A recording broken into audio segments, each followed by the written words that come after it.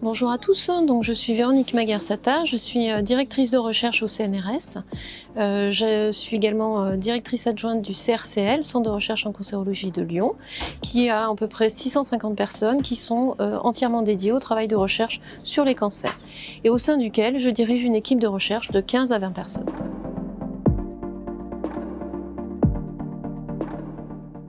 Notre équipe de recherche est focalisée sur les études de cellules très particulières qu'on appelle les cellules souches. Elles se transforment dans des environnements très particuliers qu'on appelle le micro-environnement ou niche, et dans laquelle nous étudions les interactions de ces cellules souches cancéreuses avec leur micro-environnement. Nous étudions ces interactions à plusieurs étapes du cancer: l'initiation du cancer, le moment où le cancer va être sous traitement et contrôlé et où il persiste parfois quelques cellules, et effectivement à la fin peut conduire à des étapes de rechute et de résistance au traitement. Nous étudions ces mécanismes dans différents types de cancers. Des cancers du sang, que l'on appelle les leucémies myéloïdes en particulier, et qui peuvent être étudiés dans notre équipe soit chez des sujets adultes, soit sur des sujets pédiatriques, chez l'enfant,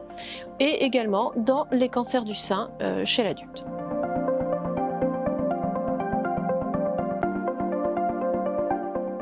Dans le contexte du cancer du sein, on s'est focalisé essentiellement sur les phénomènes d'initiation tumorale pour essayer de comprendre comment arrivent ces cancers et quelles sont leurs spécificités, et ceci en étudiant les mécanismes spécifiquement dans les cellules souches de la glande mammaire. Donc on s'intéresse à plusieurs aspects, des cancers qui peuvent être liés à des aspects génétiques avec des mutations prédisposantes comme les mutations BRCA par exemple, et pour lesquels on s'intéresse à la biomécanique des tissus pour essayer de voir si les signaux mécaniques, les densités des organes peuvent jouer un rôle dans la transformation.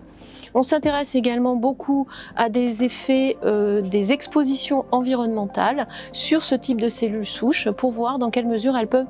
conduire à des dérégulations des cellules et de leur relation avec le micro-environnement pour induire des cancers plutôt hormonodépendants dans ce cas-là.